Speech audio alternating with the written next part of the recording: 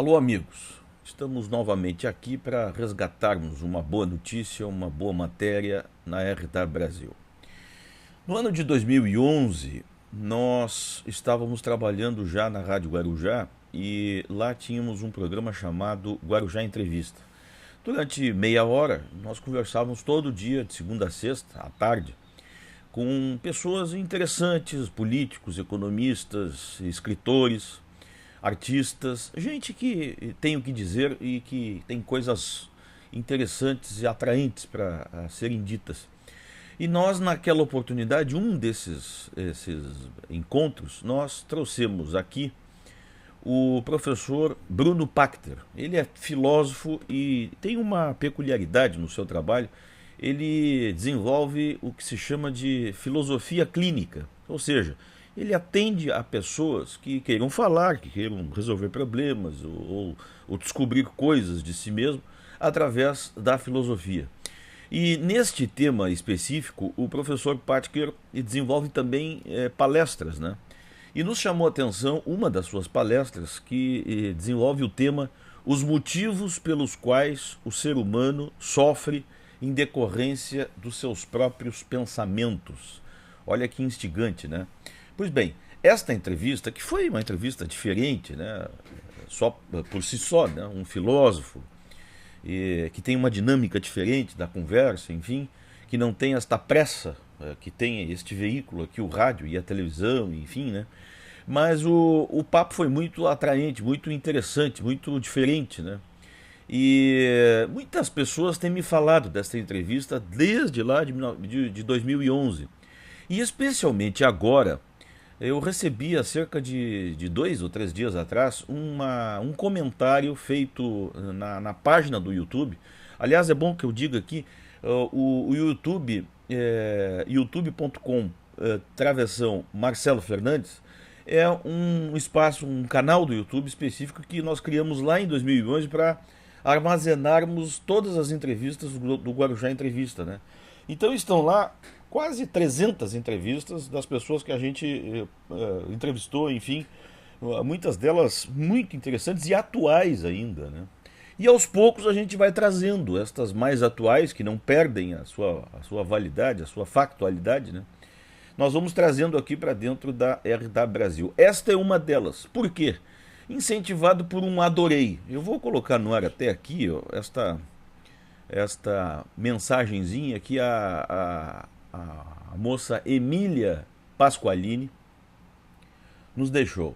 Ela ouviu a entrevista, que é dividida em duas partes, e resumiu isso tudo dizendo adorei. E nós aqui também adoramos, né? Quando a gente recebe uma manifestação dessas aqui.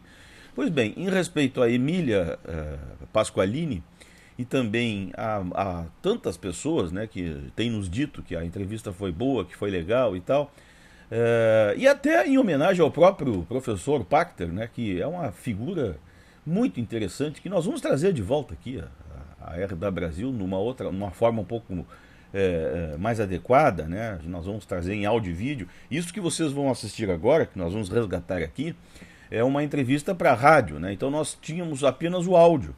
E o vídeo ficou por conta de uma arte aí que nós fizemos aqui para resolver o problema da publicação no YouTube. Vale lembrar que a entrevista é feita em duas partes. Nós vamos passar agora a primeira parte desta entrevista, deste papo muito interessante com o professor e filósofo Bruno Pachter, aqui agora na RW Brasil para vocês. Vamos ouvir. Um Twitter para dizer... Temos uma falhazinha aqui, vamos lá de novo. Nosso Guarujá Entrevista, aqui pelas tardes da Guarujá, programa sempre dedicado às boas conversas e também, é claro, aos convidados importantes também. Hoje nós estamos recebendo aqui o professor Bruno Pachter. Ele é filósofo, já é um conhecido nosso, já outras vezes nós já o entrevistamos, mas o professor estará ministrando uma palestra que tem um título assim instigante, né, que nós vamos tentar desmistificar um pouco aqui e explicar um pouco o tema do assunto, o assunto desta palestra. O motivo pelo qual o ser humano sofre em decorrência dos seus próprios pensamentos. complicado? Bom, a gente vai tentar entender isso aqui. Professor, prazer tê-lo conosco. Boa tarde.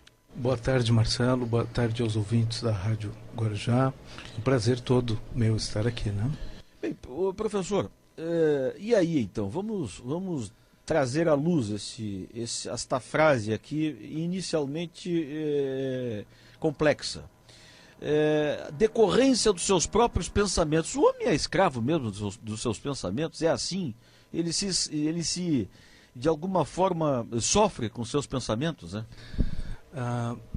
Em relação à sua questão, Marcelo, eu diria isso, na minha opinião, como filósofo e filósofo clínico, que algumas pessoas padecem dos próprios pensamentos, sim. Algumas pessoas parece que não têm ingerência em relação aos próprios pensamentos. Algumas pessoas, e isso a gente pode às vezes constatar na história de vida dessas pessoas, quando elas passam por certos problemas durante a vida, você pergunta a elas o que elas estão fazendo diante desses problemas, diante desses pensamentos danosos a elas mesmas. E elas dizem, pois bem, estou fazendo, estou sofrendo. E você pergunta, e além disso, o que você está fazendo? A pessoa responde novamente, estou fazendo, estou sofrendo. Então, para algumas pessoas, em relação às próprias questões da vida, um problema familiar, um problema no trabalho, elas resolvem desta maneira, pensando essas coisas que não são boas a elas mesmas e sofrem. Para algumas pessoas é desta maneira que elas procuram resolver as questões. E após isso, depois deste sofrimento, elas continuam a vida, e achando inclusive que resolveram a questão, né? E muitas vezes não. Outras vezes essas questões costumam ser recorrentes e as pessoas agem desta forma achando que estão resolvendo esses problemas. Agora, professor, esses pensamentos, eles são conscientes ou inconscientes? A pessoa tem domínio sobre eles? Eu vou pensar sobre isso, eu não vou pensar sobre isso. Qual é o mecanismo, a dinâmica desses pensamentos, hein? É muito boa questão. Inicialmente não sabemos. Como nós trabalhamos com a história de vida da pessoa, e aí é que nós vamos buscar as respostas em relação a essas questões, muitas vezes a pessoa sabe que está sofrendo através dos próprios pensamentos, e eles são recorrentes, né? E a pessoa não consegue ter ingerência sobre eles. Não consegue. Às vezes padece e não consegue. Outras vezes, outras pessoas, elas fazem da seguinte maneira, elas se distraem em relação ao problema. Às vezes elas sabem que tem problema, foram demitidas, ocorreu alguma coisa na vida, e o que elas fazem? Elas vão para a internet, ficam tristes, vão para casa, falam com amigos, tentam resolver desta forma. A tristeza e o problema que estava instalado, muitas vezes ele não desaparece, mas ele toma medidas menores e a pessoa continua seguindo a vida achando que resolveu. Na verdade, não, né? Às vezes são pessoas que padecem, sim. Mas aí eu lhe perguntaria o seguinte, quando nós pensamos é sobre um assunto, alguma coisa que esteja acontecendo materialmente com a gente, né? Aquilo não é uma ilusão, está acontecendo alguma coisa e nós pensamos. Aí eu lhe pergunto o seguinte, qual é a culpa que tem o pensamento nisso e não a coisa em si que está se pensando? O problema que é externo, que é gerador deste pensamento. Como é que eu sei que o culpado deste meu sofrimento é o meu pensamento e não o fato que gerou o pensamento? Poxa, Marcelo, ótima questão, né? Como é que nós sabemos disso? Muitas vezes, e para algumas pessoas, né, e de um modo geral isso evidentemente, porque não conhecemos todas as pessoas, não existem respostas prontas para todas as pessoas, né? Muitas vezes não sabemos se o que eu estou pensando de fato é o que eu estou pensando, é o que eu estou padecendo, ou em relação a um movimento externo, né, que traz este sofrimento. Inicialmente, a resposta é não sei essa sua pergunta. Nós precisamos pesquisar em relação à própria pessoa, identificar isso como ocorre a ela, né? Para algumas pessoas, o movimento é interno, né? O movimento não é externo. Os problemas são decorrentes de outras questões, às vezes de coisas guardadas, questões agendadas durante a vida, questões internas que às vezes volta e meia aparecem nos pensamentos dessas pessoas, e outras vezes o movimento pode ser externo, pode ser provocado, como o exemplo que eu citei, por uma demissão, por uma perda familiar. A pessoa ficou muito triste, começou a ter pensamentos que fizeram que essa pessoa parou de funcionar. E assim por diante. Precisamos pesquisar. Bom, então, claro, cada pensamento, cada cabeça um pensamento, né? E aí eu lhe perguntaria, estes pensamentos, eles, digamos assim, eles podem ser domados? Eu acho que vou usar um termo um pouco metafórico, né? Eles podem ser domados no sentido de que a pessoa desvie deles ou pense de uma forma menos dolorosa para ela? Aprende-se a fazer isso? Em muitos casos, sim. Eu diria que existia um filósofo chamado Kant que falou que, assim como nós fazemos eventualmente dieta para o corpo, em relação à nossa alimentação, muitas vezes é necessário que a gente faça essa mesma alimentação para os próprios pensamentos, né? O que será que nós andamos pensando ao longo do dia? Qual a qualidade do nosso pensamento, né? Muitas vezes a gente não se dá conta disso, não para fazer essas referências, né? E exatamente por conta dessa qualidade dos pensamentos que nós temos ao longo da vida, durante os dias, no trabalho ou em qualquer outra atividade, exatamente por não se dar conta disso, dessa qualidade de pensamento, é que às vezes sofremos, né? Pois é, interessante isso quando o senhor fala da qualidade do pensamento, né? Eu não sei porquê, mas eu já fiz direto uma ligação com essas redes sociais aí que nós estamos lidando, né, todo dia. Nós jornalistas estamos até ao pescoço, né, com esses twitters e blogs e sites. E eu vejo todos os dias, né, colegas até de certo conhecimento, né, e de certo conhecimento intelectual abrirem um Twitter para dizer: bom dia a todos. O jeito de usar um computador, um Twitter, que é uma ferramenta absolutamente eficiente na divulgação de ideias e fatos, né? O sujeito entrar na internet para dizer que estou agora entrando no shopping, estou agora abrindo um livro, agora estou feliz, agora estou triste, né? Qual é a qualidade que tem uma informação dessa e o que ela pode provocar nas outras pessoas, né? Ou a própria pessoa que está emitindo um pensamento assim. Como é que eu sei que um pensamento tem ou não qualidade, professor? Poxa, Marcelo, essas perguntas... Bom, vamos partir do princípio que nós não sabemos. Certo. Né? Como um filósofo havia dito a respeito disso, né? O que eu sei em relação ao outro? Muitas vezes eu não sei, né? Nós identificamos uma pessoa quando nós encontramos na rua pela primeira vez, nós identificamos a parte externa, não a interna, né? E nesse sentido, então, trazendo para os pensamentos, como identificar uma qualidade de pensamento? Como é que eu vou saber se o que eu estou pensando existe de fato qualidade ou não, né? Estamos no campo da subjetividade, não do relativismo, da subjetividade, como é para cada pessoa. Se para mim eu sei que eu funciono através de boas leituras, bons filmes, boas músicas, né, um bom jantar com a pessoa amada e assim por diante, é isso que me trará bons pensamentos, uma boa qualidade de funcionamento até, né? É nesse sentido que eu irei buscar. Certo. Né? Para cada pessoa será de uma determinada maneira. É por isso que na filosofia clínica nós trabalhamos com a história de vida da pessoa.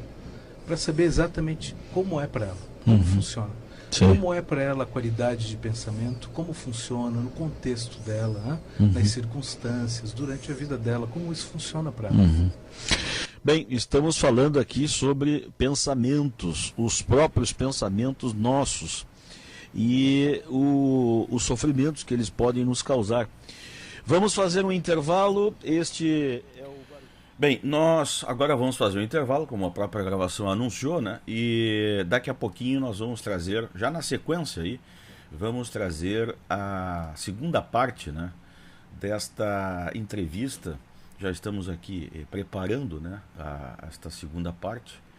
E o professor Pachter nos brinda aí com um assunto muito interessante, né? Eu chamo a atenção para o que vocês acabaram de ouvir. Até eu tenho colocado aqui nesta publicação do YouTube o alerta para que nós tivemos aí problemas. Eu acho que todo mundo percebeu, né? Problemas de áudio, né? Na captação do som. E por esta razão, então, a gente pecou na captação, ficou muito baixo, né? E na tentativa de recuperar o som, nós fizemos um som um pouquinho exagerado, né?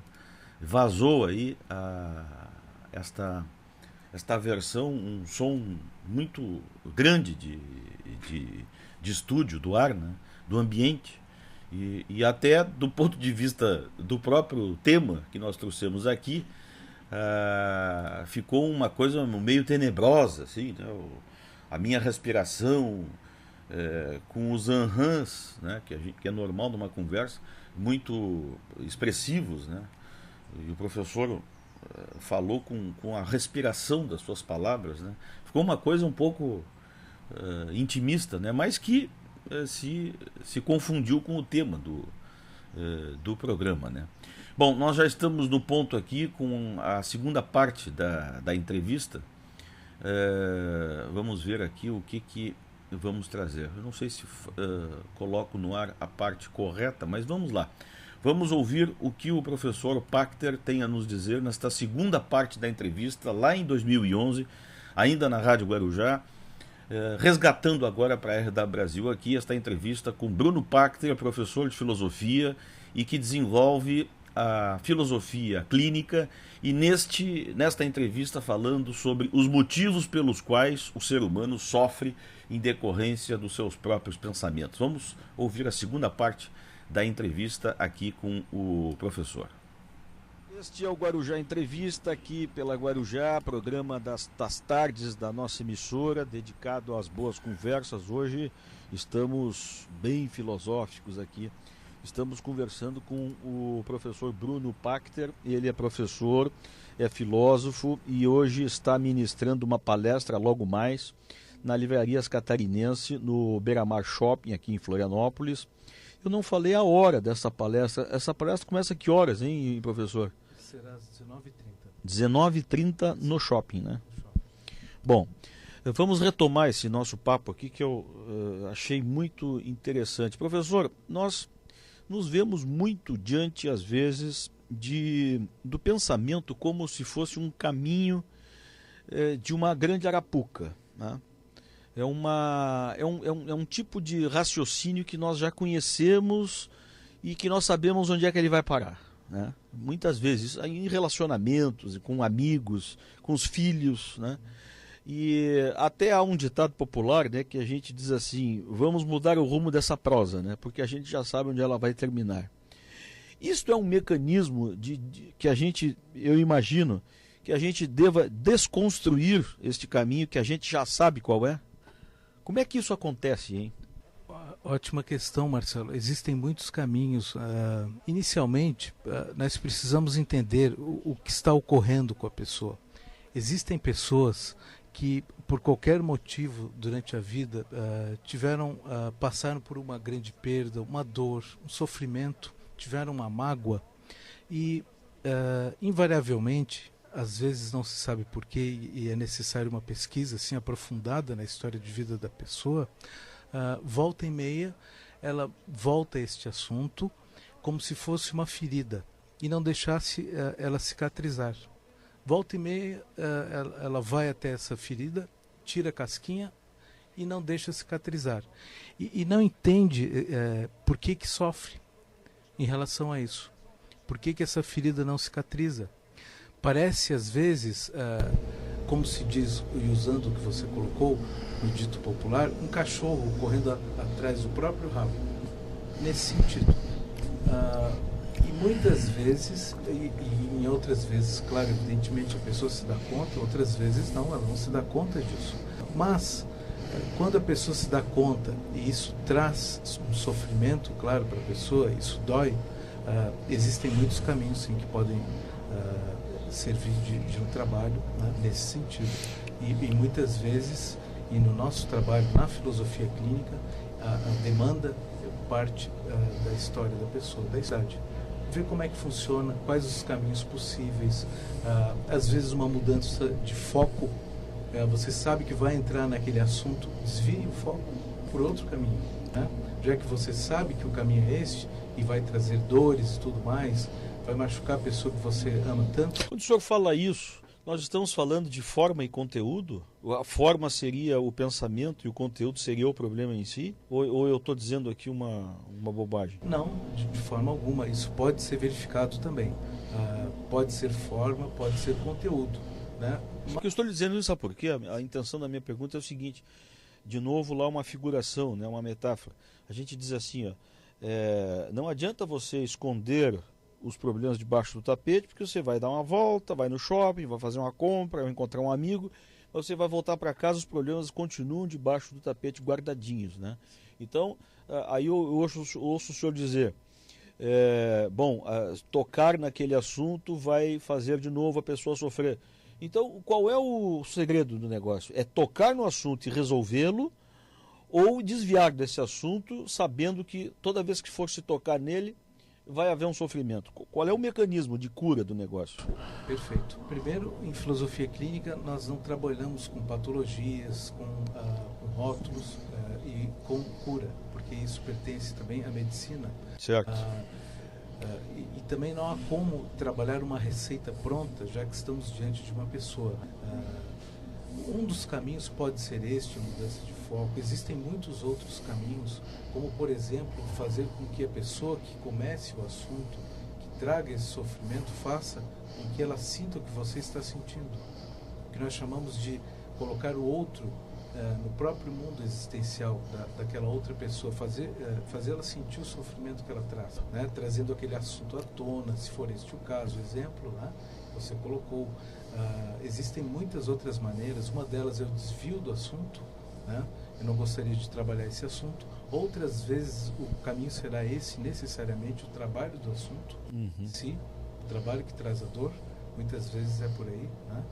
Então os caminhos são muitos. Professor, a gente já falou disso aqui em outra entrevista, mas para quem está nos ouvindo agora e não nos acompanhou antes, nós estamos falando aqui, lá pelas tantas, o senhor fala na filosofia clínica, né?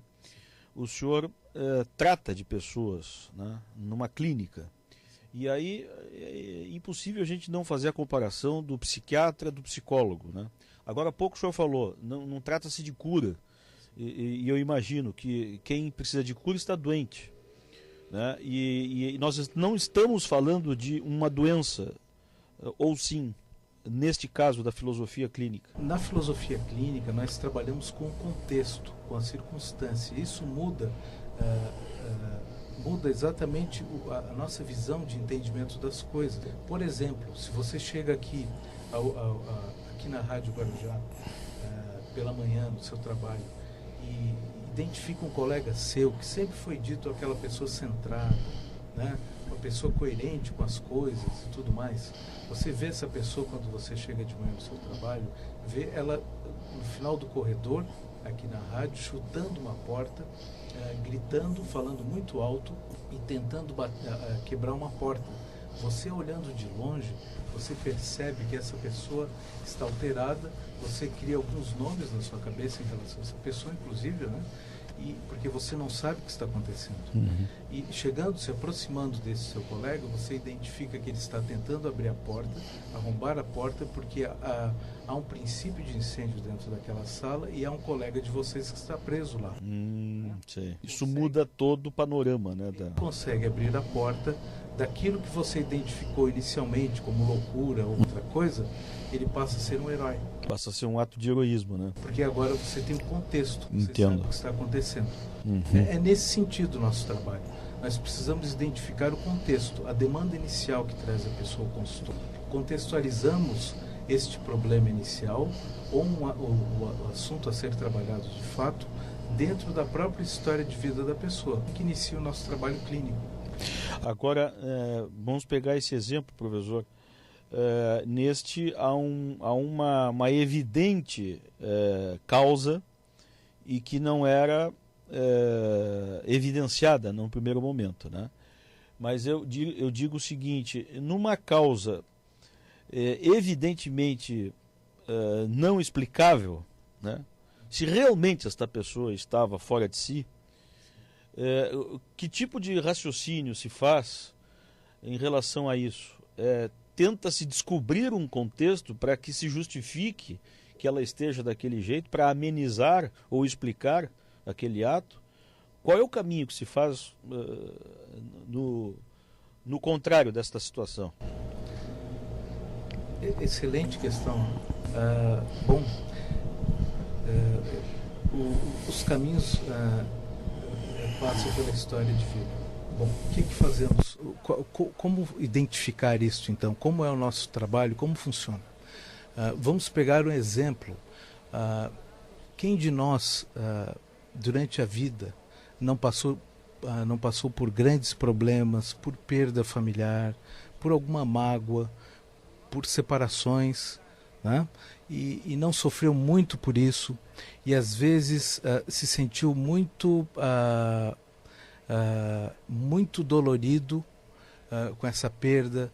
Às vezes pode ter sido uma demissão no trabalho, e às vezes começou a pensar certas coisas que nunca havia pensado, e ficou se questionando, inclusive, achando que estava muito alterado e que precisava ajuda, né? E exatamente por isso, por essas perdas, por esses caminhos ou descaminhos da vida, que nós precisamos. Às vezes é questão de aprendizado mesmo, precisa às vezes passar por uma perda, e isso dói de fato na pessoa, para depois seguir a vida. E muitas vezes nós nos sentimos perdidos exatamente por isso. E acredito que para muitas pessoas esse é o caminho, né? Para depois o retorno. E o senhor acha, o nosso programa já está se encerrando aqui, né? Esse é um assunto que a gente ficaria uma tarde, mas o senhor acha que ainda que sejam momentos difíceis e até de loucura, né, dessas explosões, né, que a gente vê tanto nas ruas, na nossa casa mesmo, né, elas têm um quê de positivo nisso? A pessoa chegar ao seu limite, e eu imagino que quando se chega a um limite, a gente conhece qual é o limite, né? Há um ganho nisso ou só existem perdas? De um modo geral, sem a gente conhecer, sem saber o que de fato está se passando, uma explosão, por exemplo, um pai de família explodindo quando chega em casa, porque houve algum problema no trabalho, leva para casa, de um modo geral e sem ser regra, isso pode apresentar problemas, sim, né? E às vezes, inclusive, a pessoa precisa ser contida, claro, sim, né? Não nesse sentido, né? No sentido da subjetividade é que nós precisamos trabalhar e identificar isso, né? Me veio agora um poeta gaúcho que falava sobre as explosões, né? As explosões das borboletas. Ninguém teria problema em relação a isso, né? Mas Mário Quintana. Belo Mário Quintana. Mas em relação às nossas questões, uma explosão de um pai de família, de alguém na rua porque já está no seu limite e às vezes não sabe disso, e qualquer coisa ocasiona algo pior. Como identificar isso e como trabalhar é uma das questões que nós veremos. Professor, foi mais uma vez um prazer grande, viu, conversar com o senhor. E diferente da primeira entrevista, não foi um desafio tão grande, não. Acho que é uma questão só de sintonia, né? do tipo de... Bem, está aí o papo que nós tivemos com o professor Bruno Pachter, que é filósofo. Mais uma vez eu peço desculpas aqui. A qualidade do som que nós trouxemos